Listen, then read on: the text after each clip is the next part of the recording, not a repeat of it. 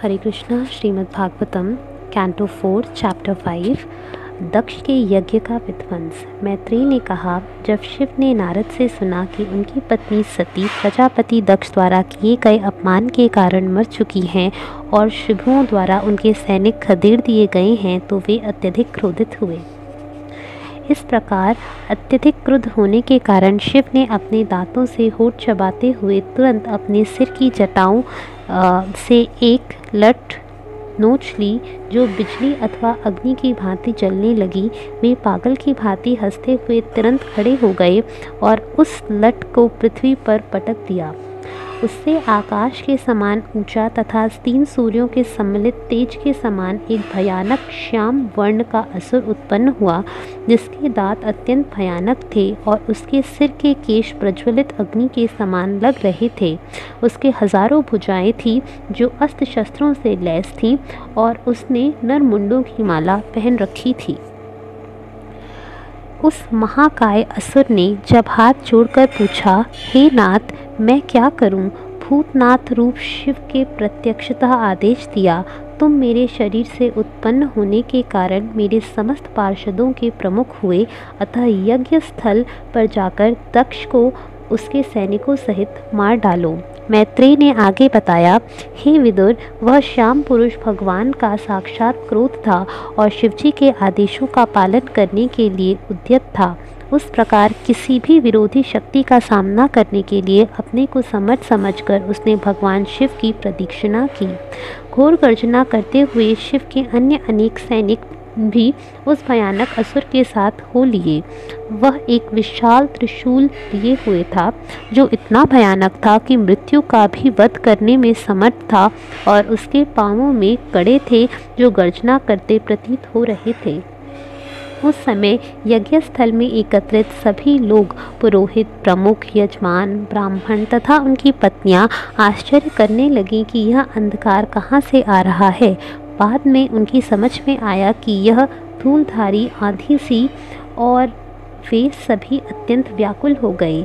आंधी के स्रोत के संबंध में अनुमान लगाते हुए उन्होंने कहा, ना तो तेज हवाएं चल रही हैं और ना गौएं ही जा रही हैं। ना यह संभव है कि यह धूल भरी आंधी लुटेरों द्वारा उठी है, क्योंकि अभी भी बलशाली राजा बहरी उन्हें दंड देने के लिए जीवित है। तो फिर यह धूलधारी आंधी कहाँ से आ रही है? क्या इस लोक का प्रलय होने वाला है?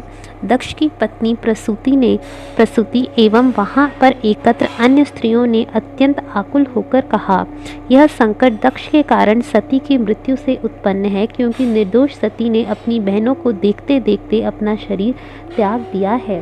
प्रलय के समय शिव के बाल बिखर जाते हैं और वे अपने त्रिशूल से विभिन्न दिशाओं के शासकों दिक्पतियों को भेद लेते हैं। वे गर्वपूर्वक अट्टहास करते हुए तांडव नृत्य करते हैं और दिक्पतियों की भुजाओं को पताकाओं के समान बिखेर देते हैं। जिस प्रकार मेघों की गर्जना से समस्त लोकों में बादल छितरा जाते हैं।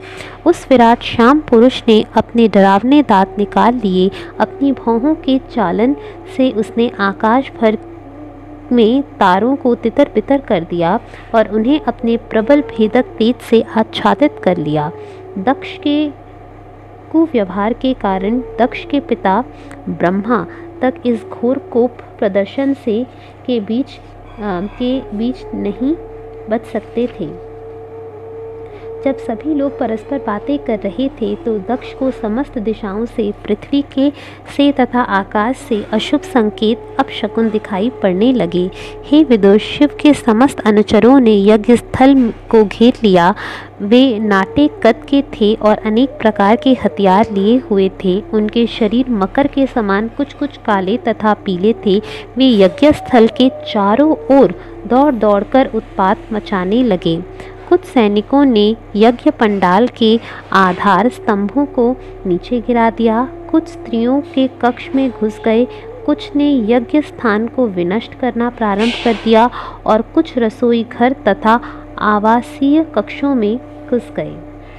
उन्होंने यज्ञ के सभी पात्र तोड़ दिए और उनमें से कुछ यज्ञ अग्नि को बुझाने लगे। कुछेक ने तो यज्ञ स्थल की सीमांकन मेखलाएं तोड़ दी और कुछ ने यज्ञ स्थल में पेशाब कर दिया। इनमें से कुछ ने भागते मुनियों का रास्ता रोक लिया, किन्हीं ने वहां पर एकत्र स्त्रियों को डराया धमकाया और कुछ ने पंडाल से भागते हुए देवताओं को बंदी बना लिया। शिव के एक अनुचर मंडीमान ने भृगु मुनि को बंदी बना लिया था तथा श्याम असुर वीरभद्र ने प्रजापति दक्ष को पकड़ लिया।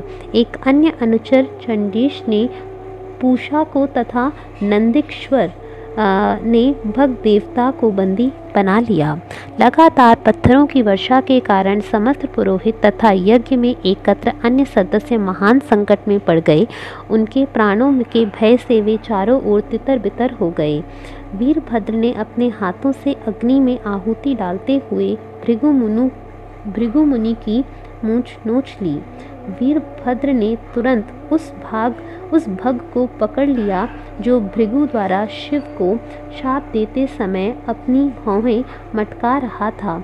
उसने अत्यंत क्रोध में आकर भग को पृथ्वी पर पटक दिया और बलपूर्वक उसकी आंखें निकाल ली।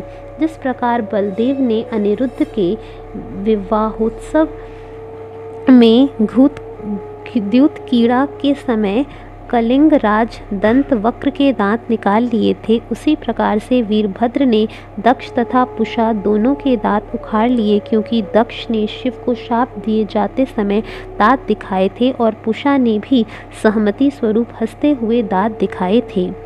तब वह दैत्य सदृश पुरुष वीरभद्र दक्ष की छाती पर चढ़ बैठा और तीक्ष्ण हथियार से उसके शरीर से सिर काटकर अलग करने का प्रयत्न करने लगा, किंतु सफल नहीं हुआ। उसने मंत्रों तथा हथियारों के बल पर दक्ष का सिर काटना चाहा, किंतु दक्ष के सिर की चमड़ी तक को काट पाना दूभर हो रहा था। उस प्रकार वीरभद्र अत्यधिक चकित हुआ।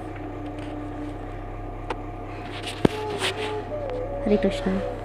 तब वीरभद्र ने यज्ञशाला में लकड़ी की बनी युक्ति देखी जिससे पशुओं का वध किया जाता था। उसने दक्ष का सिर काटने में इसका लाभ उठाया। वीरभद्र के कार्य से शिवजी के दल को प्रसन्नता हुई और वह भाग कर उठा। जितने भी भूत प्रेत और असुर वहां आए थे उन सबों ने भयानक किलकारियां भरी। दूसरी ओर यज्ञ का भार संभालने वाले ब्राह्मण दक्ष की मृत्यु के कारण शोक से चित्कार करने लगे। फिर वीरभद्र ने उस सिर को लेकर अत्यंत क्रोध से यज्ञ अग्नि की दक्षिण दिशा में आहुति के रूप में डाल दिया। इस प्रकार शिव के अनुचरों ने यज्ञ की सारी व्यवस्था तहस नहस कर डाली और समस्त यज्ञ क्षेत्र में आग लगाकर अपने स्वामी के धाम कैलाश के लिए प्रस्थान किया। हरे कृष्ण।